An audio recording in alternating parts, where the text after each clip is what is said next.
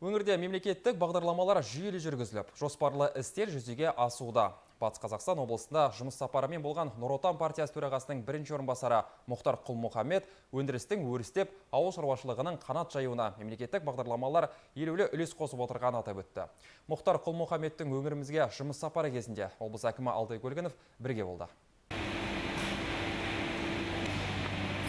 Индустрияландыру картасы бойынша қолдау көрген Квант компаниясы жиһаз фабрикасын ашып, матрас жасауды жолға қойды.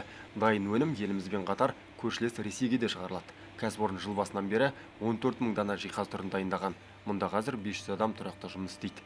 Өндіріспен танысқан Мұхтар Құл-Мұхаммед жергілікті өнімнің сапасын жоғары бағалады. Жұмысшыларға барлық жағдай жасалған.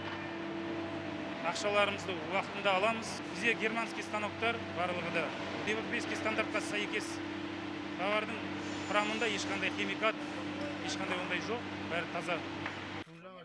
Мұхтар Құл-Мұхаммед Зеленов аудандағы шаруашылықтардың жай-күйімен танысты. Мәселен, мотивацион шаруа қожалығы биыл күздік бидайдың әр гектарынан орташа есеппен 50 центнерден өнім алды. Облыс үшін рекордтық көрсеткішке егіс алқабында агротехнологияның соны үлгілерін сауатты пайдалану арқылы қол жеткізілді. Сейчас урожай убрали уже. Егінді орып болдық, дәнді дақыл қамбаға құйылды. Қазіргі кезде күздік бидайды егіп тастадық. Тегісте көктеп жатыр. Енді күнбағысты өруге кірісеміз. Бұл тәжірибелік алқаптар. Гектарына 25 центнер жинауды жоспарлап отырмыз. Более 25 центнеров. Жердің өзінің лайықты қожайыны болу керек. Ол жерді басып отырмай, жерден өнім алу керек. Халыққа да пайдасын келтіру керек, өзіне де пайда табу керек. Осы жағына келген кезде Батыс Қазақстан облысында бұл өте үлкен нәтижелерге қол жеткізіп жатыр екен. Енді 1 гектардан 50 центнер өнім алу деген бұл өте сирек болатын жағдай.